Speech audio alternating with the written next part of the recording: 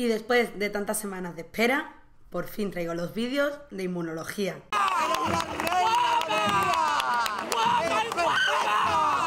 Y es que habéis sido muchos los que por las redes sociales me habéis pedido estos vídeos, ya que segundo de bachiller se está acabando.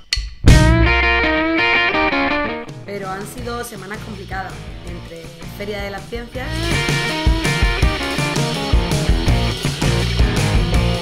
charlas y grabaciones para la televisión. Hoy tengo aquí a los compis del Canal Sur, de En Red, y sobre todo porque he tenido una afonía que no me ha permitido grabar. Te aconsejo trabajar la voz. Aún tengo la voz un poco extraña, pero esto no me va a impedir grabar ya por fin este vídeo de inmunología. ¡Qué bonita eres, madre de la reina del martes santo!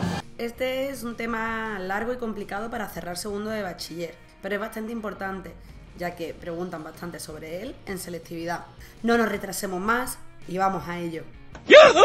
Y antes de nada, vamos a explicar qué es el sistema inmune. Y es que en el canal hay muchos vídeos sobre los diferentes aparatos, circulatorio, respiratorio, excretor, pero el sistema inmune es diferente, ya que los aparatos son conjuntos de órganos, y un sistema no solo está formado por órganos, sino que además lo forman células y moléculas. El sistema inmune es la razón de nuestra supervivencia. Sin él seríamos vulnerables a cualquier tipo de infección. Nos instalamos en el estómago, produciremos una buena gastritis.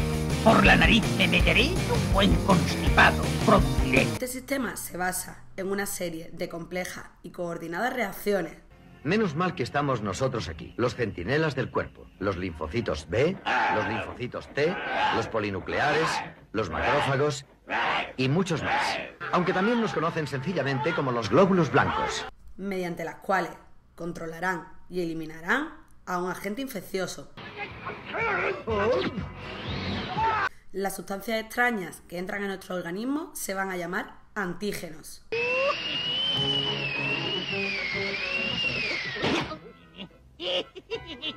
Y las reacciones que se producen para eliminarlos, respuesta inmunitaria. ¿Qué es esto? ¿Qué estoy viendo aquí yo?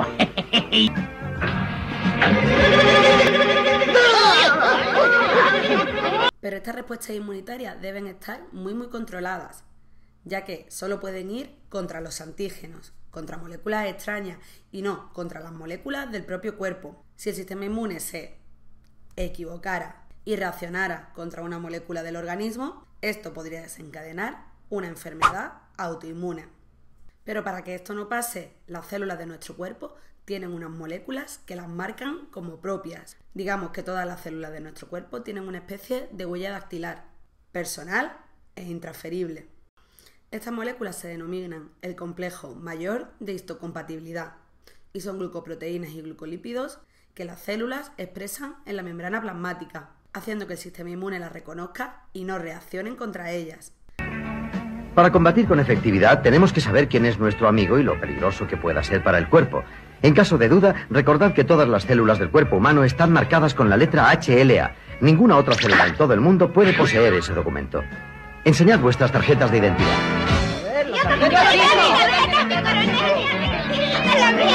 Los seres humanos, además, tenemos dos tipos de moléculas de histocompatibilidad. Las tipo 1 presentes en todas las células del organismo y las de tipo 2 solo presentes en algunos ciertos tipos de células, como los macrófagos, los linfocitos B o las células dendríticas, que ya veremos luego que son todos estos tipos de células de las que estoy hablando. Además, quedaros con la siguiente idea. El complejo mayor de histocompatibilidad va a ser muy importante en la respuesta inmunitaria adaptativa. Esto lo veremos en un vídeo posterior, pero para que os vayan sonando diferentes términos que emplearemos a lo largo de los vídeos. Y antes de continuar hablando del sistema inmune, vamos a tratar otro concepto, el antígeno. De este ya me habéis oído hablar en el principio del vídeo. Son moléculas que no forman parte del organismo y que el sistema inmunitario las reconoce como extrañas, desencadenando la respuesta inmune. Esta respuesta inmune conllevará a la producción de anticuerpos y células citotóxicas. No os preocupéis si no entendéis algunas palabras como anticuerpos o células citotóxicas, porque esto lo iremos desglosando poco a poco. Vale. Aquí os dejo las dos definiciones de lo que acabamos de hablar, del concepto de inmunidad y el concepto de respuesta inmunitaria. En selectividad en Andalucía son dos conceptos que preguntan muchísimo. Y es que ese estado de protección o de resistencia ante determinadas enfermedades lo podemos conseguir a través de dos tipos de respuesta inmunitaria.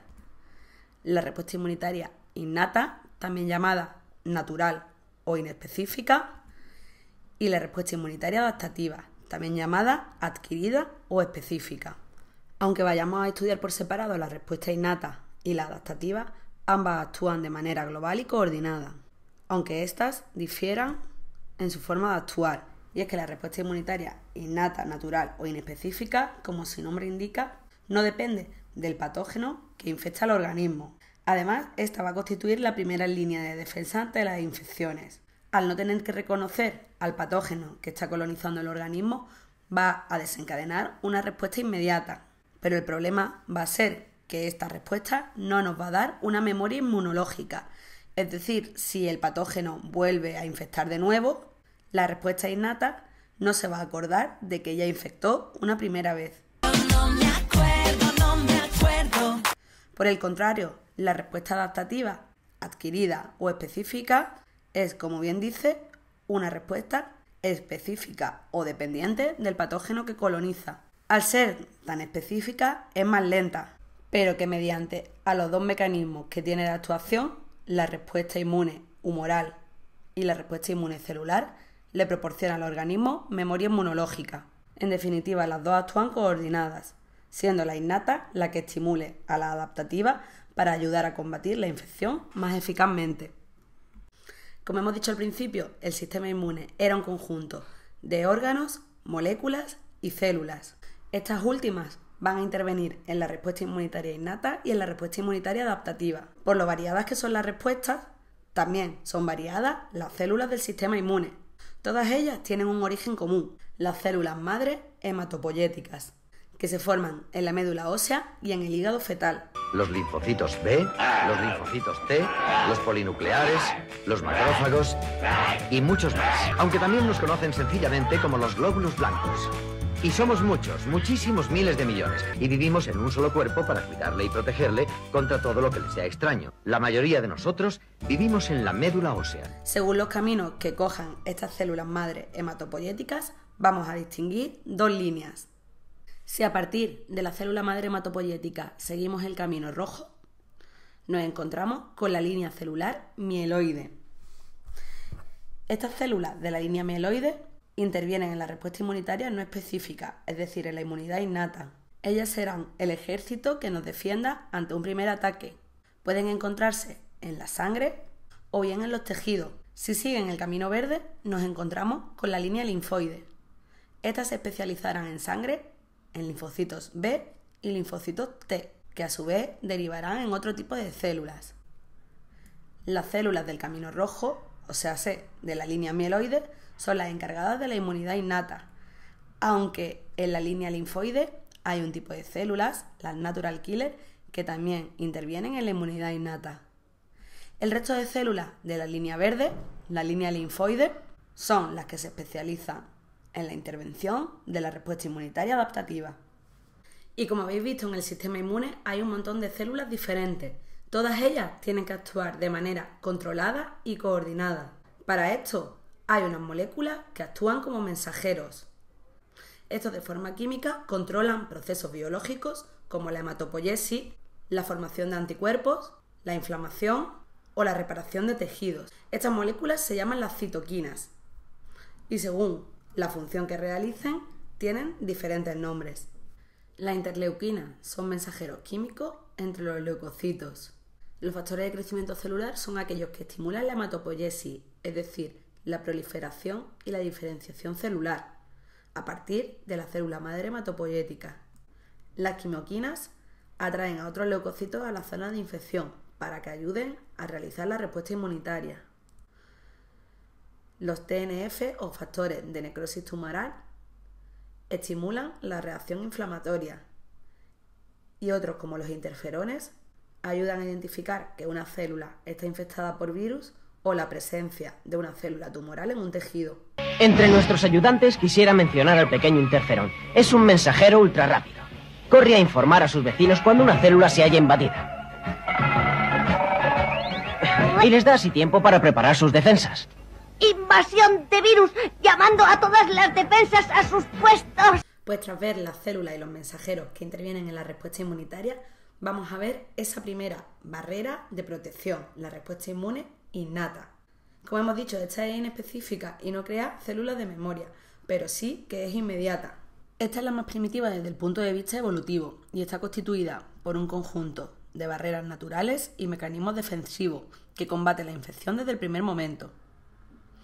Durante los 4 o 5 primeros días, estas logran eliminar la infección o bien la mantienen bajo control, cooperando para poner en marcha la respuesta inmunitaria adaptativa, que es mucho más específica pero muy eficaz.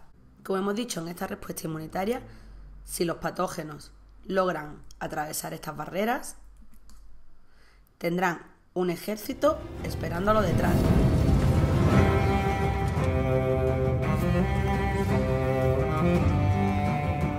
Este ejército no específico. Van a atacar a cualquier tipo de patógeno, sin importar la naturaleza de este. De ahí de que el mecanismo de acción sea muy rápido. Vamos a empezar hablando de las barreras, para luego continuar hablando del ejército. La piel será la primera barrera que han de franquear los microorganismos invasores. Esta, si está intacta, es impermeable a los gérmenes, pero cuando una herida o una quemadura hace que se abra un hueco en ese muro, esta será vulnerable a las infecciones.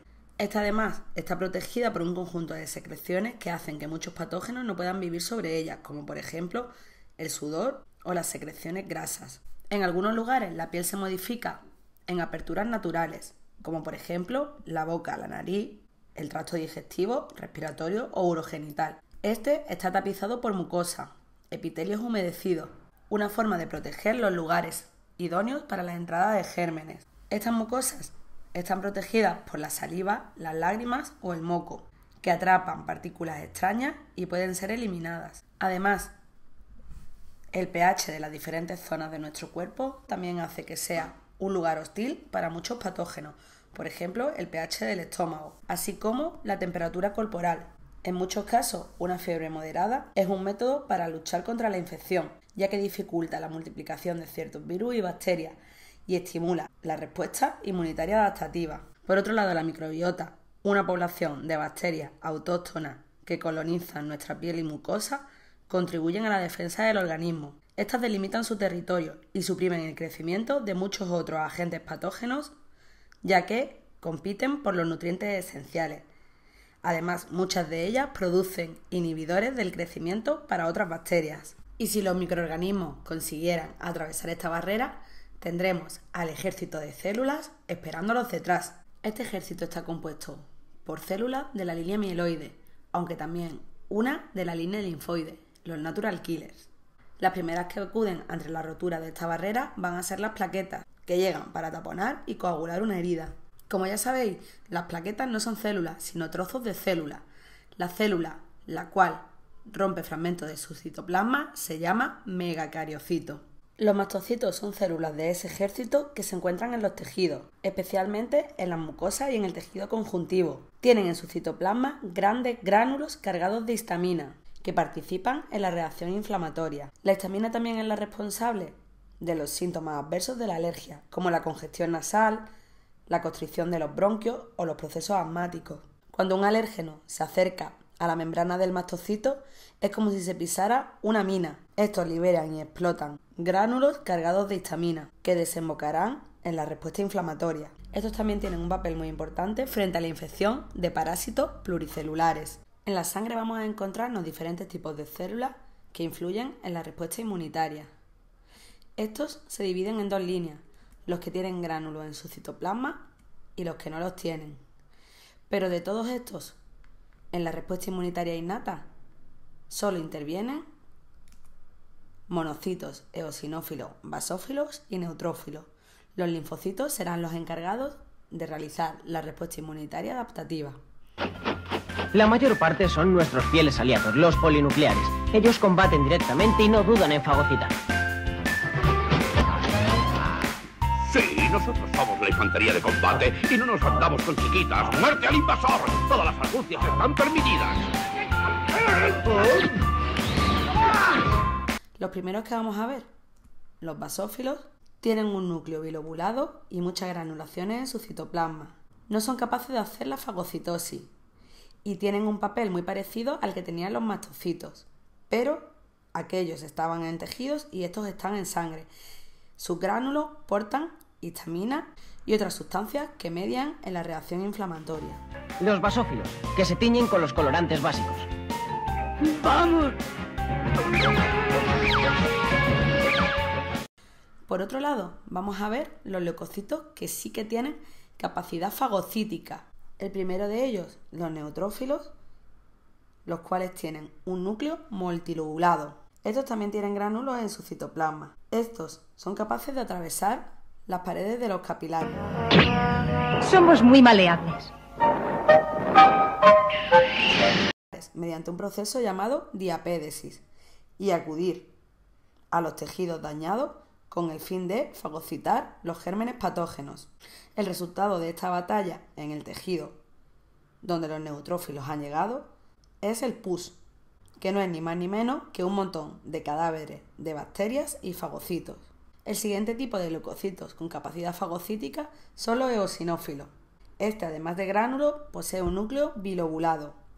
Son atraídos por quimiotaxis hasta el lugar de la infección, y aunque tienen una capacidad fagocítica débil, estos aumentan en las infecciones por parásitos. Sus gránulos están formados por neurotoxinas, de manera que cuando los libera en una infección parasitaria, paraliza al parásito que ha infectado.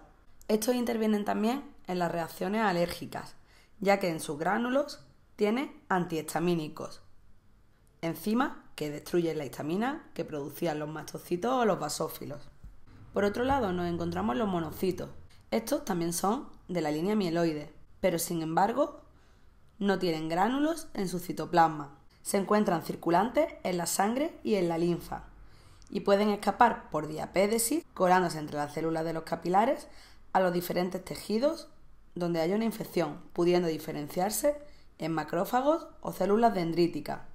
Ambas se encargan de fagocitar agentes patógenos. Preciosas auxiliares, las unidades macrófagas. Con ellas todo está limpio. Suciedad, partículas diversas, virus, bacterias, se lo tragan todo. Y los macrófagos, además de la destrucción de células envejecidas y tumorales, tienen un papel muy importante en la respuesta inmunitaria específica, ya que se consideran células presentadoras de antígenos. Son el puente entre la inmunidad innata y la inmunidad adaptativa, en la que intervienen los linfocitos T y los linfocitos B. El último tipo de células que vamos a ver son los natural killers, o asesinos por naturaleza. Estas células destruyen a otras células tumorales o aquellas que están infectadas por virus. Digamos que matan a las células a cañonazos, de manera que segregan perforina y otras sustancias citotóxicas que crean poros en las membranas de las células patógenas, ocasionando la destrucción directa por lisis o apoptosis celular. Representan las defensas naturales contra las células cancerígenas.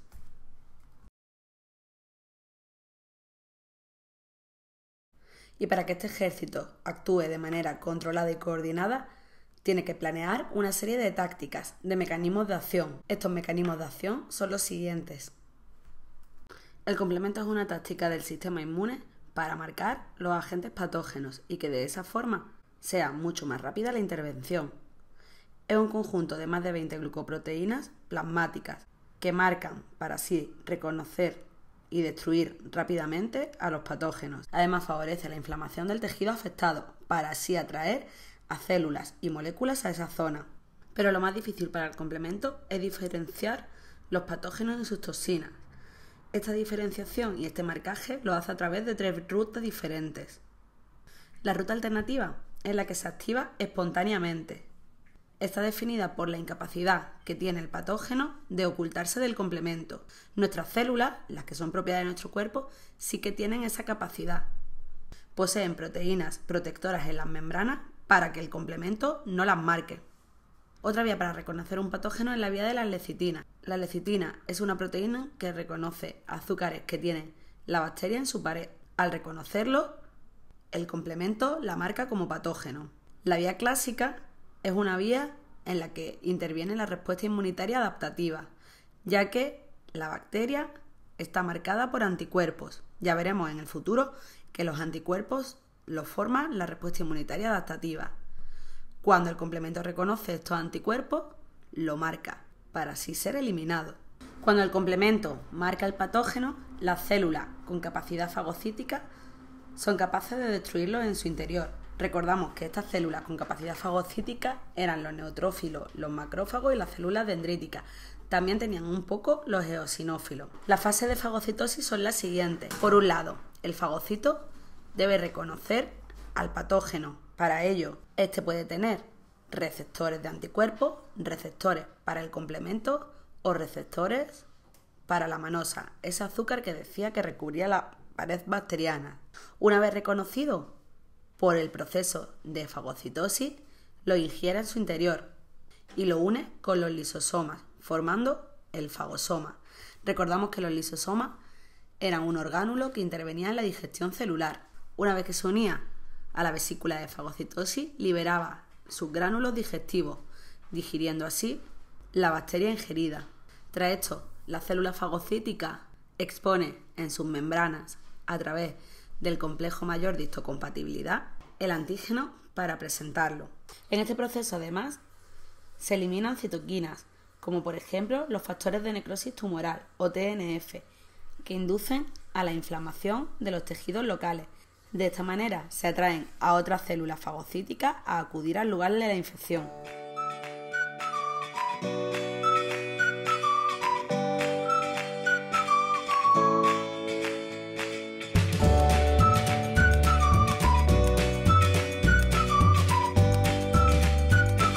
Recordamos también que una citoquina de las que habíamos visto era el interferón. El interferón es una forma que tienen las células infectadas por virus o las células tumorales de avisar de que tienen un patógeno en su interior o que son células alteradas. Un virus necesita un organismo para aprovecharse de sus células y reproducirse. Luego, la célula produce más y más virus, los cuales finalmente la destruyen. Pero si el virus entra en la célula, no la podremos detectar. Ya hemos pensado en eso y tenemos varios modos de contrarrestar. Es el interferón, que se produce cuando se notan ciertos síntomas anormales. Es una sustancia que interfiere con la acción de los virus, impidiendo que se reproduzcan una vez entren en la célula. La célula infectada alerta a los linfocitos de la presencia de invasores. Pero esta vez, la respuesta es más agresiva. Las defensas entonces toman una decisión drástica: destruir las células infectadas para que el virus no siga replicándose. Para ello, las células NK, llamadas Natural Killer, localizan a las células infectadas y las destruyen. Por último, para que un Natural Killer encuentre una célula infectada por virus o una célula tumoral y no ataque a las células que son propias del cuerpo, este tiene unos receptores para el sistema de histocompatibilidad. Cuando la célula está infectada por virus, elimina de sus membranas el sistema de histocompatibilidad, haciendo que el macrófago no las reconozca y por tanto las ataque. Hasta aquí la primera parte de la inmunología. Hemos visto conceptos muy importantes que los piden muchísimo en definiciones en selectividad y además hemos elaborado todo el proceso de la respuesta inmunitaria innata. En el próximo vídeo veremos la respuesta inmunitaria adaptativa, un poco más compleja, pero también muy importante en este temario de segundo de bachiller. No me entretengo más y me pongo a grabar el siguiente vídeo. ¡Adiós!